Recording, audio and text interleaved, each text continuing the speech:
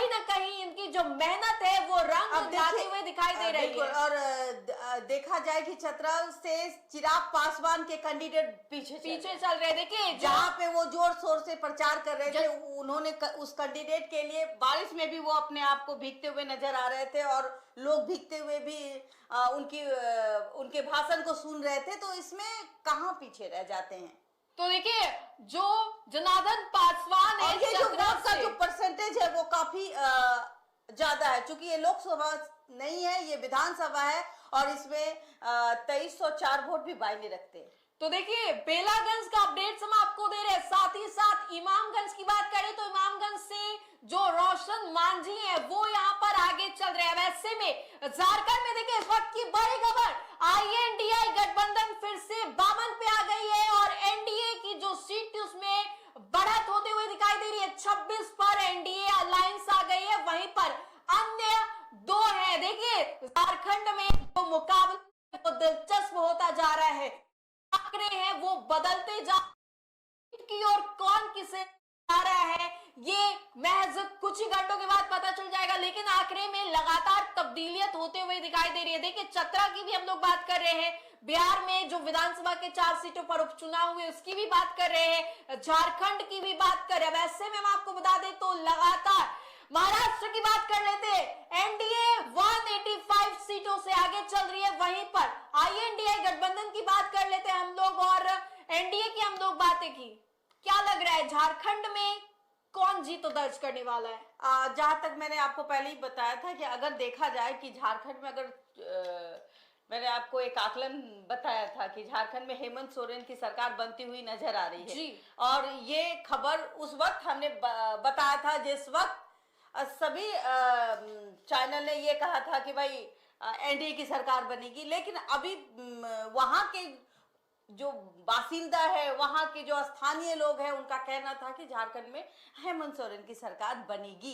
अब आगे क्या होता है, जिस तरीके का आंकड़ा आप देख पा रही हैं उस आंकड़े के अनुसार तो दिख रहा है कि 52 और सीधे अब एनडीए 26 पे। देखिए आरजेडी के अजीत मतलब कुमार सिंह को 8935 वोट आए। अजीत कुमार सिंह किसी पहचान के मोहताज नहीं। अभी आरजेडी में उनके जो पिता हैं जगदानंद सिंह वो एक कद्दावर पुराने साथी रह चुके हैं, लालू प्रसाद यादव के और सुधाकर सिंह के। अजीत सिंह छोटे और बड़े भाई भी। अब ऐसे में अजीत सिंह अगर वहां से जीत दर्ज करते, लेकिन बड़ा सवाल है कि अभी जिन 4 सीटों पर उपचुनाव हुए हर जगह पर परिवारवाद देखने को मिल रहा है। क्या कहेंगे? बिल्कुल, हम तो कह ही रहे हैं कि अगर लोग विपक्ष पर निशाना साधा जाता था परिवारवाद का, आज एनडीए में भी चाहे वो सुनील पांडे के बेटे हो, जीतन राम मांझी की बहू हो। जी आप, मैं यही कह रही हूं कि देखिए जनता जो है वो नाखुश है, जनता के नफ्स को आप नहीं भाप रहे हैं।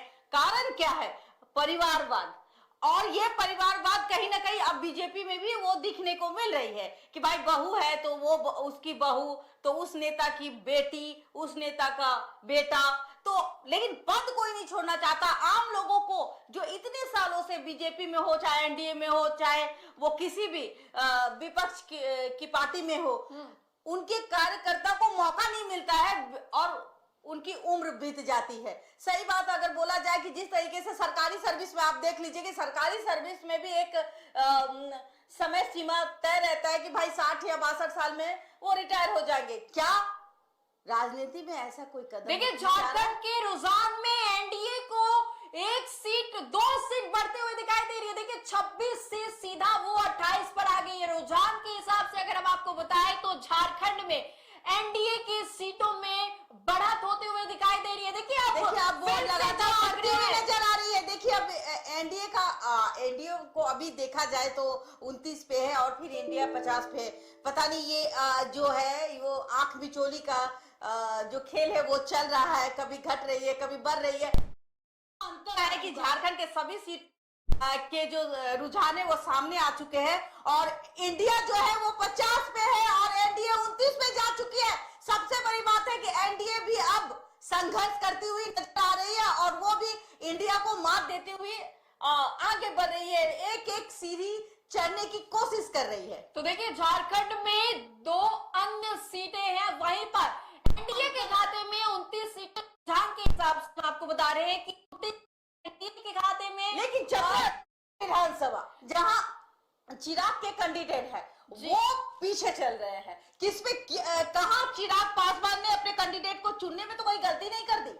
नहीं, जिस तरीके से जनार्दन पासवान वहां पर कैंडिडेट है, लेकिन लग रहा है कि कहीं ना कहीं अगर जनार्दन पासवान की हार होती है, हालांकि ये रुझान है, क्या चिराग पासवान की हार हो जाएगी?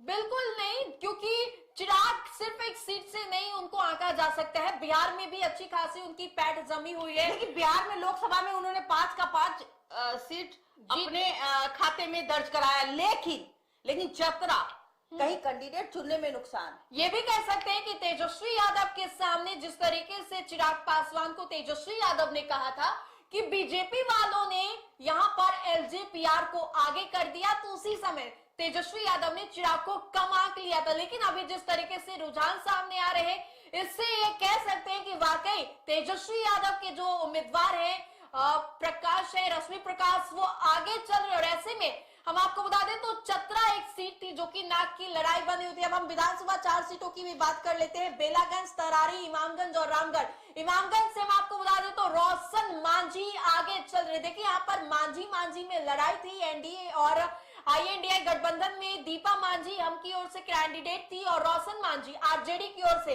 अब ऐसे में मांझी वर्सेस मांझी की लड़ाई थी, वहां पर रोशन मांझी आगे बढ़ते हुए दिखाई दे रहे। अगली सीट की बात कर लेते हैं, बेलागंज पिछले 34 वर्षों से आरजेडी का गढ़ बना हुआ है। और ऐसे में विश्वनाथ यादव की बात करें तो वो पीछे चल रहे। तो कह सकते हैं, आप क्या कहेंगे मैम कि 34 वर्षों से आरजेडी का वो गढ़ रहा है, लेकिन वहां पर अब जदयू आगे बढ़ते हुए दिखाई दे रही है, मनोरमा देवी। कभी कभी ऐसा होता है कि जिस तरीके से एक वर्चस्व किसी का बहुत दिन तक नहीं रहता, और 34 वर्ष जो है ये वो उम्र होती है किसी की। जी हाँ, एक उम्र जब वो अधेड़ उम्र के इंसान हो जाते हैं, तो 34 वर्ष अगर आरजेडी की वहाँ लोकप्रियता रही या वहां का सीट उनका रहा, लेकिन इस बार भ्रमित होते हुए दिखाई दे रहा है और वो सीट कहीं ना कहीं आरजेडी के खाते से छीनी जा रही है। तो क्या लग रहा है कि विश्वनाथ यादव अगर यहाँ से हारते हैं तो आरजेडी के लिए ये बहुत दुख वाली बात होगी।